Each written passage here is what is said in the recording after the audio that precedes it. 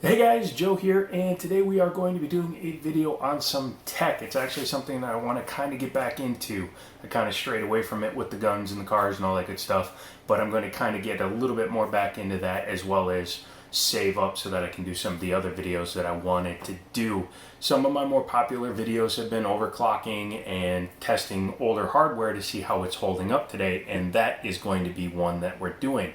That is an old AMD system that you saw in this video, where I actually threw it together in just over 23 minutes, and it worked fine. It's been working for over a year, but it's no longer necessary. It's become redundant, and since it has become redundant for its intended user, it came back to me, and now I'm going to goof around with it. So what I'm going to do is I'm going to take you over there. We're going to do a little bit of a flyby over it, and I'll go over the specs as I do, and then from there we will power it on and see what it's capable of doing in 2019, late 2019-ish.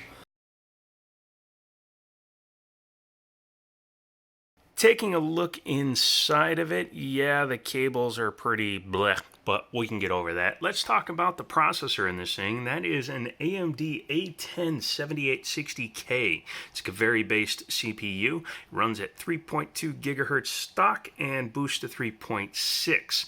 This one was left at stock the entire time it was in my father's possession. RAM, 16 gigabytes of DDR3 running at 1600 megahertz. DDR3 is a little more forgiving. As long as it's the same size and speed, it will run fine using different makes. I've never run into a problem with it.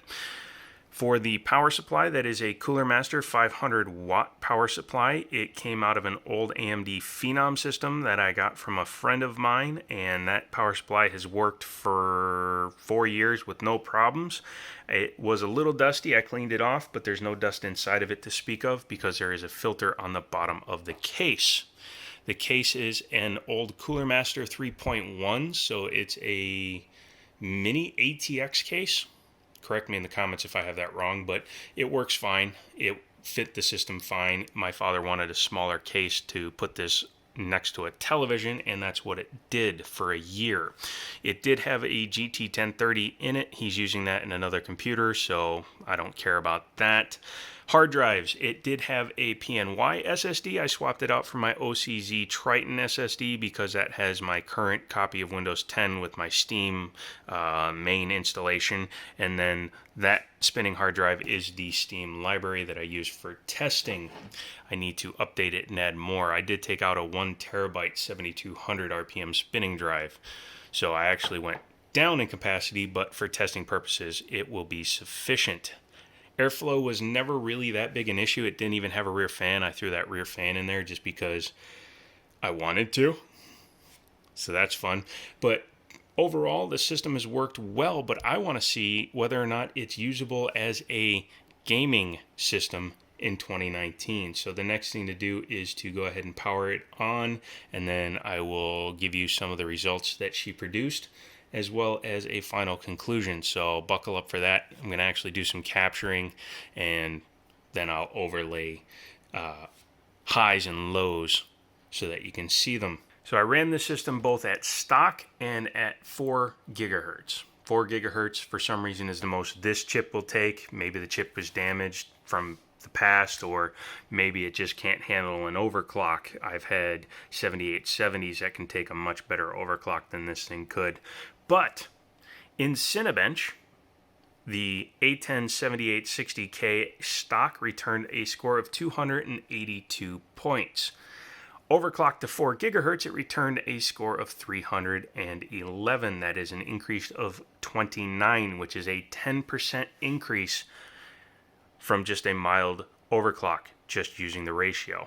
Did not mess with the base clock because that caused other issues. Again, yeah, I'm assuming it's because this system just isn't as capable with that processor. Next, I ran 3D Mark Night Raid, which is what it suggested for the integrated graphics that this thing has, and that was a wise decision. Stock, the APU, the integrated Radeon R7 graphics, with the 17.1.1 Radeon drivers, was running at 757 megahertz, which was the stock rating for the graphics card. That made it basically a slideshow. Had a combined score of 4,881, with a GPU score of 6,362 and a CPU score of 2,111.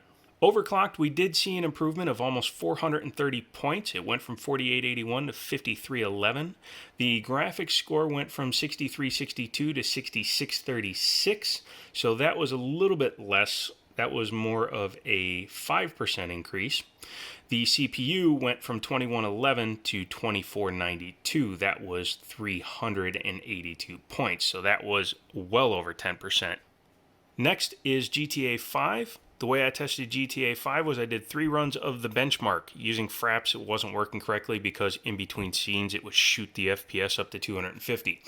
So using the integrated benchmark, I ran it 3 times at both 757 megahertz and the overclock, which was 900 megahertz with a 4 gigahertz overclock, or overclock to 4 gigahertz. At 1080p low, or normal as the game says, I had an average of 23.2 frames per second, a maximum of 34.2, and a minimum of 13.5. The stutters weren't incredibly bad, but they were noticeable. Things didn't improve much. At 900 megahertz and a 4 gigahertz overclock, the average only went to 25.4. That's a 2.2 overclock, which is an 8%. So negligible. Maximum went from 34 to 36, and minimums went from 13.5 to 15. Again, not enough to write home about. Those, especially the minimum, are within the variances. Next, we had CSGO at 1080p low. And the way I did this one was I did 10 runs of 60 seconds each using fraps. And that's 10 runs at 757 megahertz, 10 runs at 900 megahertz. I then averaged them. I threw out the high and the low because those could be anomalies for both runs, and the average is as follows. The average frame rate was 51, minimum was 39.4, and maximum was 60.1. So that's not terrible. It is actually playable at 757 megahertz. At 900 megahertz, it didn't make a huge difference again. It went from 51 to 54.3. The maximum went from 60 to 65, and the minimums went from 39.4 to 43.2. So you're talking, again, a little bit under 4 frames per second, which is going to be in the realm of 8%. Now that we're back from those nice clips, here's the thing. I don't have a ton of games on that hard drive, plus there weren't a ton of games that I figured could be taking advantage of such a crappy APU. So I didn't bother testing a ton of games on this. I just wanted to see an average, because CSGO is a super easy game to run. GTA 5, as you can see from the score, is a moderately easy game to run. And of course, 3D Mark is just 3D Mark. That's a synthetic benchmark. In terms of everyday usability, it was perfectly fine. Web pages loaded with no issues that I can really see. It actually felt snappier than a 311 Cinebench score. And considering the CPU doesn't have level 3 cache, it only has level 2 cache, which puts it basically along the same lines as a Q6600, I was impressed because it felt snappier than I thought it would. So the question is, am I done with this system now? And the answer to that question is no.